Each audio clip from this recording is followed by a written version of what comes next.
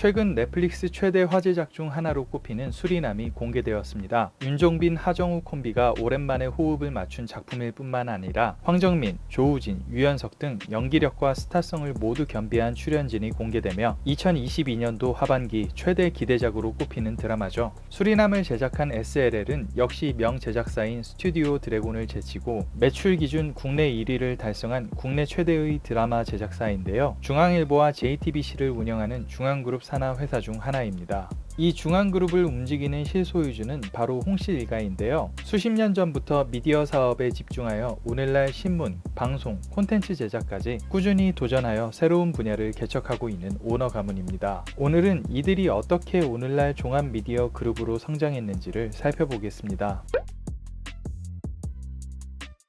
중앙일보와 JTBC 그리고 오늘날 콘텐트리 중앙이라는 미디어 그룹의 탄생은 삼성 이병철 회장과 그의 평생 지기이자 사돈인 홍진기로부터 시작되었습니다. 이병철 회장은 생전에 그룹의 성장 동력 중 하나로 미디어 사업을 생각했는데 함께 이 미래 사업을 일굴 파트너로 사돈이었던 홍진기 회장을 선택합니다. 당시 두 사람이 함께 창업한 회사가 바로 신문사인 중앙일보입니다.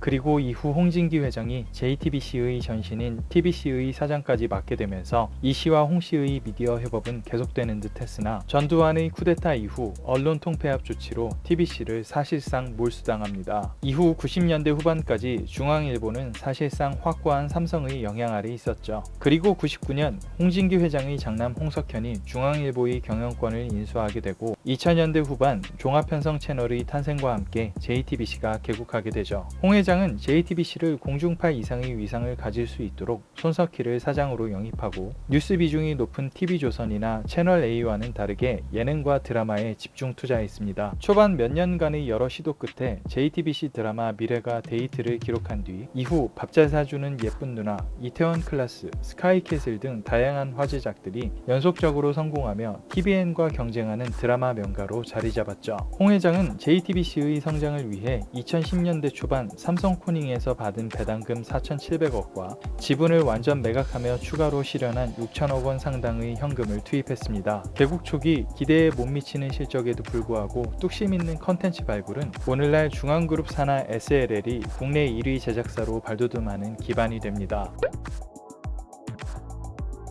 2대째인 홍 회장이 JTBC까지 개국하며 미디어 그룹으로의 발판을 만들었다면 3대째에 접어들며 경영의 전면에 나선 홍 회장의 장남 홍정도 부회장과 홍 회장의 차남인 홍정인 대표는 글로벌 시장 진출에 박차를 가하고 있습니다. 종편 채널이 들어설 당시 유튜브나 넷플릭스의 위상은 그리 크지 않았습니다. 그 당시만 해도 지상파와 어떻게 경쟁할 것이냐가 더 큰 허두였을 뿐이었죠. 그러나 방송국을 먹여 살리는 광고 시장을 네이버와 같은 포털 사이트나 구글, 유튜브 같은 새로운 미디어가 잠식하며 새로운 경쟁을 시작하게 됩니다. 3대째인 홍정도 부회장과 홍정인 대표는 변화에 적응하기 위한 선택을 하는데 이로 인해 국내 미디어 회사 중 최초로 넷플릭스에 직접 배급하는 정책을 선택한 것이죠. 중앙그룹 산하인 제작사 SLL은 수많은 자회사와 조직들을 보유하고 있는데 수리남을 제작한 퍼펙트 스톤 필름, 범죄도시2를 제작한 BA엔터, 유튜브 콘텐츠인 워크맨, 왓썸맨 등을 제작한 스튜디오 룰루랄라가 자회사이며 최근에는 HBO 드라마 메어 오브 이스트타운 제작사인 윕 또한 인수한 상황입니다. 현재 SLL은 2025년까지 무려 3조 원을 콘텐츠 제작에 투입할 예정이며 드라마, 영화는 물론 게임 및 캐릭터 사업까지 진출할 예정이라고 하죠.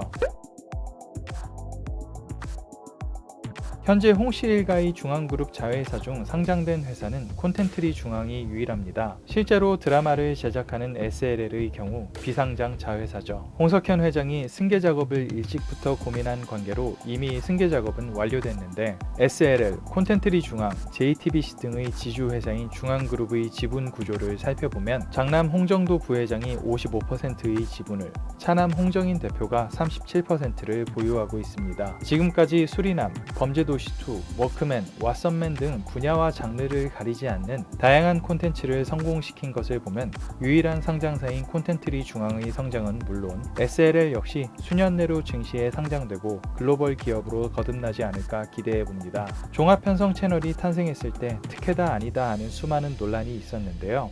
단순히 그 미디어 사업 분야에서 종사하는 연예인과 작가, 제작진 입장에서도 수많은 채널들이 좀 더 좋은 컨텐츠를 만들기 위해 더 많이 투자한다는 점과 한편으로는 원가를 낮추기 위해 출연료가 낮은 연예인에게 기회가 간다는 점 등 여러 면에서 좀 더 좋은 기회가 오고 있지 않은가 생각해 보게 됩니다. 수리남의 하정우, 황정민, 박혜수, 조우진 같은 톱스타들이 즐비한 작품 혹은 사실상 박은빈 원톱이면서 개성있는 신인급 조연들이 포진한 우영우 같은 작품도 한국 컨텐츠의 글로벌 진출에는 모두 필요한 것이 아닐까 생각해 봅니다. 앞으로 홍씨 일가의 중앙그룹 산하 회사들이 얼마나 재미있는 작품을 선보일지 또 그 작품들이 또 다른 한류 컨텐츠로 성장할 수 있을지 지켜봐도 좋을 것 같네요. 홍씨 일가의 성공이 한류 컨텐츠의 성공으로 이어지길 기대해 봅니다.